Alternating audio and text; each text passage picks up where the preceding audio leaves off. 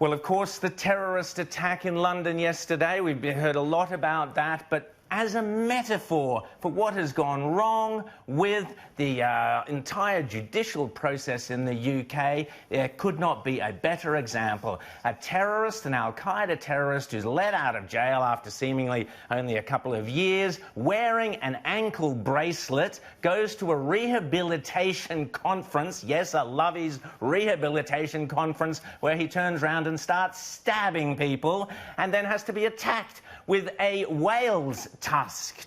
James, does it get any more absurd? Well, I mean, it's a great tragedy here that's happened, but it's also amazing that it wasn't worse. And, you know, the amazing thing about this is it wasn't the police, it wasn't the judicial system, which clearly failed at every step of the way here, letting this guy out of jail and then putting him on parole, and no attention paid, even after a judge had said that this guy was a danger and he should never be released. The system put him on the streets, and it wasn't the cops that got him, because they're probably off looking for people who are tweeting transphobic tweets or something like that. But it was the actual ordinary people on the street who took everything from a fire extinguisher to a narwhal's tusk to subdue this bastard.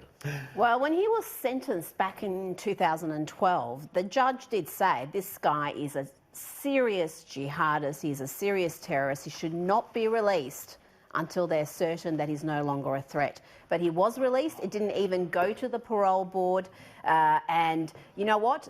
Most of the men he was convicted with in that terror plot have also been released. And this is the system in the UK. It is not good enough. We showed some footage before of the bravery of everyday Britons, who just did the most remarkable. Look at that. This is a man who's got 2 knives. He's already murdered a number of... stabbed a number of people. Suicide vest. They did not know it was not a real suicide vest. And they risked their lives, and that's why the death toll isn't even greater than it already is, because of the actions of those people. You know, this is not the first time we've seen this. We saw a few months ago, we saw in Sydney, there was a madman on the loose with a knife in the CBD. He was brought down by guys getting the milk crate. The milk crate, exactly. The public have had enough. The public are retaliating. I'm already hearing the sob stories as usual. There's criticism of the police for why was he shot dead when he was already disarmed? Well, because he had what they thought was a suicide vest. It ended up being fake. Also, I've read reports, he joined Islamic State. He became an extremist because he was bullied at school. Here we go. Well, here, Rita, in Australia, in Melbourne last week, we had a proper jail sentence. Well, hopefully a proper jail sentence of sorts. You're not convinced? No, even 30 years? Tell us about these characters in Melbourne and what they were jailed for supposedly for 30 years, and apparently they were groomed on ISIS videos. Should we just lock them away for good? Well, yes. I would be, yes. I mean, they were facing life in jail. These would have been the most devastating terror attack in Australian history if they managed to execute it. We're very, very lucky with our intelligence services got to them before they were able to put this plan into action, but their plan was to have mass slaughter on Victorian streets and Melbourne streets. So we've got here Abdullah Chani, Ahmed Mohammed, Hamza Abbas. They were facing life in jail, but they'll be spending between 22 and 38 years in prison. These are lengthy sentences, but these are young men.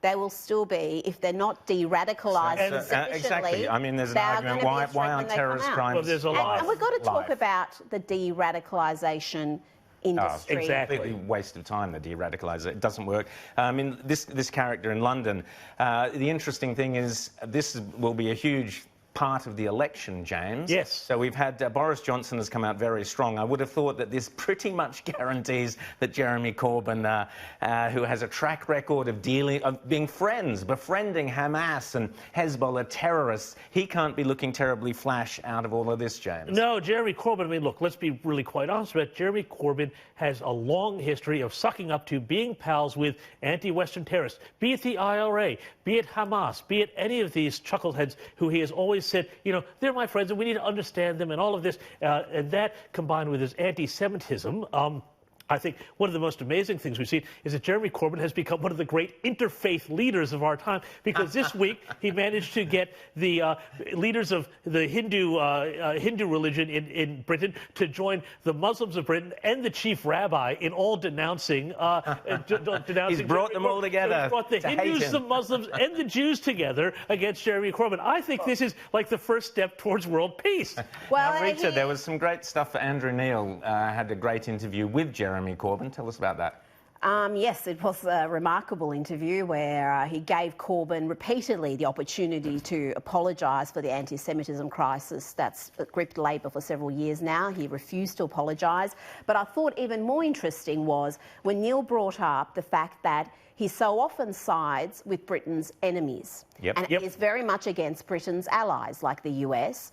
And he asked him about what would you do if you were Prime Minister and there was a Islamic State leader who could be executed on your call, would you go through and give that order? Have a look. You have put the question to me of whether I believe our country should be kept safe. Yes, of course I do. That also means looking at how ISIS grew, looking at who funded ISIS. They didn't get their arms from nowhere. So you go back into history. I'm talking about a man who is a danger now, who is training people to come and do us harm. And you cannot tell our viewers tonight that you would give the go-ahead to take him out. I will take the appropriate decision at the appropriate time. What does that mean? With all the information. You asked me a hypothetical question in a hypothetical scenario. And obviously, but it might not be that hypothetical, because we know what the Americans have done with al-Baghdadi. People just don't think you would do this. Andrew, I think we also have to look at how we've created these dangers as well.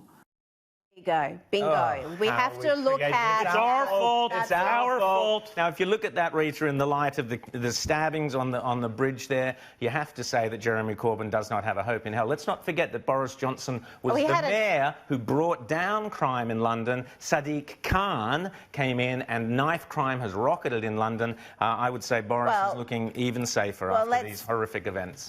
There was something like a 12 to 15-point gap before this event. So let's not pretend that this is going to determine the election, because I think, you know, it was fairly small chance beforehand. But just even when the Americans took down al-Baghdadi not long ago, a couple of weeks ago, who came out in all of the world to criticise that move? Jeremy Corbyn. They should have tried to arrest him. Never mind that he had a suicide vest on, a real one. Try to arrest him. Now, I want to talk briefly about politics here. We've had all sorts of hyperbole, all sorts of hysteria over the Angus Taylor story, which is a complete furphy. The journalist thinks of the left think they have a scalp here. I would say they don't. This is ridiculous. They are delusional. Angus Taylor has done a great job. And actually, for the last 3 quarters, energy prices, electricity prices have come down. You won't hear that on the ABC. They have by 3%. It's not a huge amount, but at least it's heading in the right direction. 3 consecutive quarters, which has not happened before since the 80s. But let's wait and see what else Angus Taylor does. But the point is, this story is a complete beat-up. It makes no sense whatsoever. It was a response to Clover Moore, and the idea that someone's sitting around forging millions of dollars, it makes no sense. James? Well, I mean, I think that there's a couple of issues here. There is a question, though, of where that document came from. We can't ask that question. Yeah, and that's what the police are investigating. Well, yeah, they will find that it came from the website. The thing that I find, though, so bizarre is that Labor thinks that they're on a winner with this. Like, this is something that's dealing with a local government official, and they're literally trying to make a federal case out of it. While there's a drought and other things. People don't care. I'm not going to be giving Angus Taylor praise for electricity prices, because I think there's a lot more that could be done in that, and there's a lot more substantial action the government can take in energy policy. But this is nonsensical. You've got now Labor calling in the cops. The cops come in to investigate because they're obliged, and then Labor can grandstand and say, Minister, step down. You're being investigated by the cops. I mean, can you see a problem with that strategy? I mean, we would have no bloody front bench, because you can call the cops in for any tiny that actually sort of reminds me, it does remind me a little bit of the stuff that goes on with Trump, you know.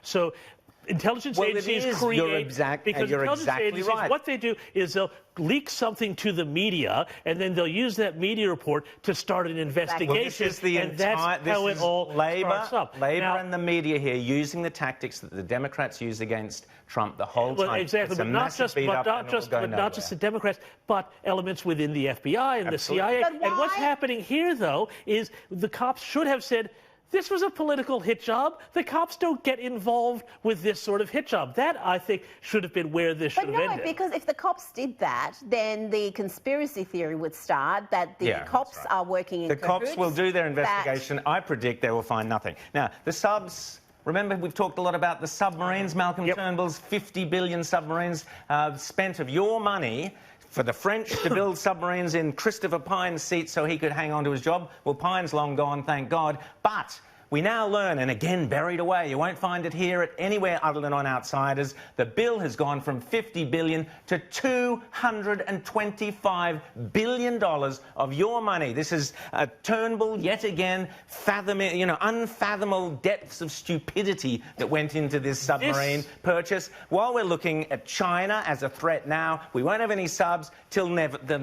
This makes me so angry. Somebody did the maths this week on it. I think something like each vote in the seat of Sturt to hold Christopher Pyne costs now $8,000 for each vote, something like that, just an obscene amount of money. We should be right now buying off-the-shelf nuclear-powered submarines, from the Americans, our allies, submarines, because otherwise, literally, we will be an utterly defenseless nation with all of this very expensive technology that doesn't work. These subs are going to be are they going to be obsolete by the time the actual project... They're diesel. And also, Rita, just very quickly, before we go to Andy No, I just want you to tell me about the Chinese, what we know about interference in this country. While CPAC have been you've had the public servants running around investigating CPAC, 13,000 pages worth, complete nonsense. Rita, you found out that, in fact, what the Chinese have been doing is spreading climate change propaganda through our elections, correct? Well, I didn't find that out. I think this was a Canberra University study that the Daily Telegraph published, where, quite remarkably, well, I don't think that remarkably, they were pushing all this climate hysteria during our federal election. And why not? Why wouldn't you do that if you're China, with every election in a Western nation which has become obsessed about reducing their emissions and crippling their economies, whilst China builds wealthier and wealthier, more and more coal-fired plants. So 200 to 300 stations online to come online. And yet our public servants are spending $225 billion on submarines that won't be delivered for years and decades, if then. And our public servants are also investigating people like Tony Abbott, Rita Panahi, Andrew Cooper, Rowan Dean and others who spoke at CPAC instead of actually investigating where the threats to this country are. Well, just quickly on that, Porter needs to get hold of that department. The culture there is gone toxic under Brandis, and it needs to fired a lot of them.